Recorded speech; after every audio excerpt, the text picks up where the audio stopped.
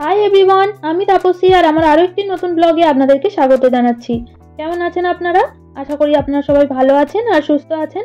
আজকে রবিবার আর আমি এখন চলে এসেছি দুপুরে রান্না করতে। আজকের মেনুতে রয়েছে ভাত, মুগের ডাল, মাছের ঝাল, পায়েস আর পাঁপড় ভাজা।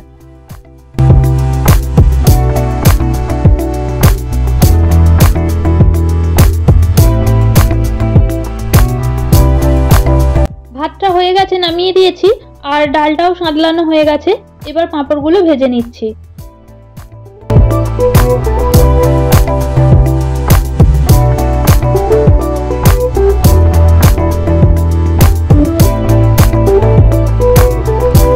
কালকে বেশি করে মাছ নিয়ে এসেছিল, ভেজে রেখে দিয়েছিলাম, আর আজকে একবার গরম করে নিচ্ছি।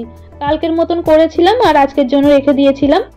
তো আজকে মাছের ঝাল করব, শুধু পেঁয়াজ দিয়ে নয়, অল্প করে আলুও দেব। আলু দিয়ে পেঁয়াজ দিয়ে মাছের ঝাল করব। আজকে রবিবার, মাঝে আর একটা দিন, তারপরেই উত্তরণ মানে পৌষ সংক্রান্তি। তো আমরা উত্তরণেতে ঘুরতে যাচ্ছি। আমরা প্রত্যেক বছর বাড়িতেই থাকি, তো উত্তরণের দিনগুলোতে সারাদিন ছাদেই কেটে যায়, ঘুড়ি ওড়ানো হয়, খুব মজা হয়।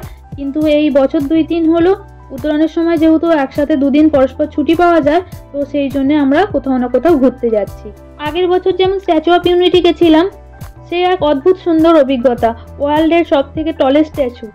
তো এত ভালো ঘুরেছিলাম আমরা, তা সেখানে গিয়েও ব্লগ বানিয়েছিলাম, আমি শেয়ার করেছিলাম। তো তার ভিডিও আমার চ্যানেলে আছে, আপনারা চাইলে দেখতে পারেন।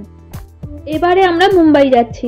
অনেক দিনের ইচ্ছা মুম্বাইয়ে যাবার, কিন্তু ভাবতে পারিনি যে সত্যি যেতে পারবো।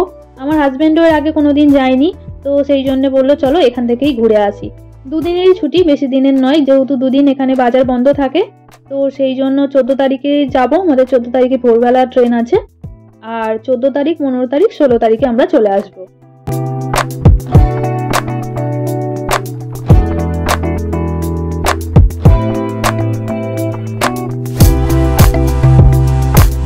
এবার পায়েসটা করছি।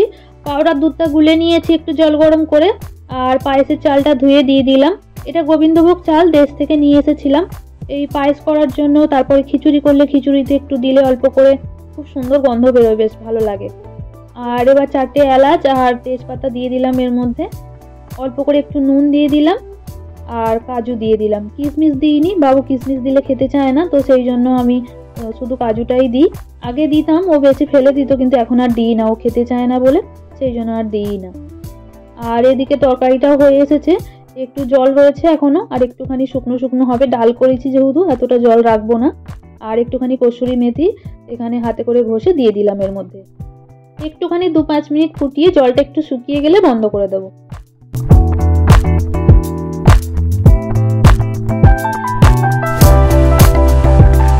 এদিকে পায়েসের চালটাও সেদ্ধ হয়ে গেছে, আর এবার মিষ্টিটা দিয়ে দিচ্ছি।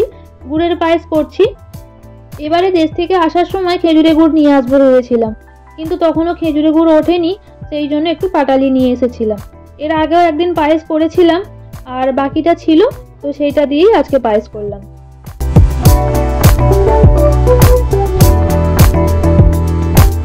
সব রান্না হয়ে গেছে, এবার আপনাদের একবার দেখিয়ে দিই। এই যে এখানে ভাত রয়েছে, আর এটাতে ডাল আছে, আর প্যাকেটে পাঁপড়গুলোকে বেঁধে রেখেছি যাতে নরম না হয়ে যায়। আর এই যে এখানে পায়েস আর মাছের ঝাল।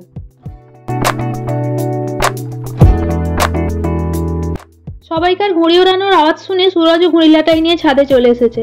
আমিও এলাম ওর সাথে। আজকে অনেক সবাই ঘুড়ি ওড়াচ্ছে, জানেন তো, ছুটির দিন তো সেই জন্য যেন মনে হচ্ছে আজকে থেকেই উত্তরণ আরম্ভ হয়ে গেছে। উত্তরণেতে তো এত ঘুড়ি ওড়ে, আকাশ দেখতেই পাওয়া যায় না, সারা আকাশে খালি ঘুড়ি আর ঘুড়ি।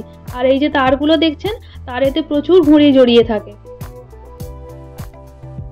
তো যাই হোক, তাহলে আজকের ভিডিওটা এখানেই শেষ করছি। আবার দেখা হবে একটা নতুন ভিডিওতে। ততক্ষণ আপনারা ভালো থাকবেন, সুস্থ থাকবেন আর আনন্দে থাকবেন। আবার দেখা হবে একটা নতুন ব্লগে। ততক্ষণের জন্য বাই বাই।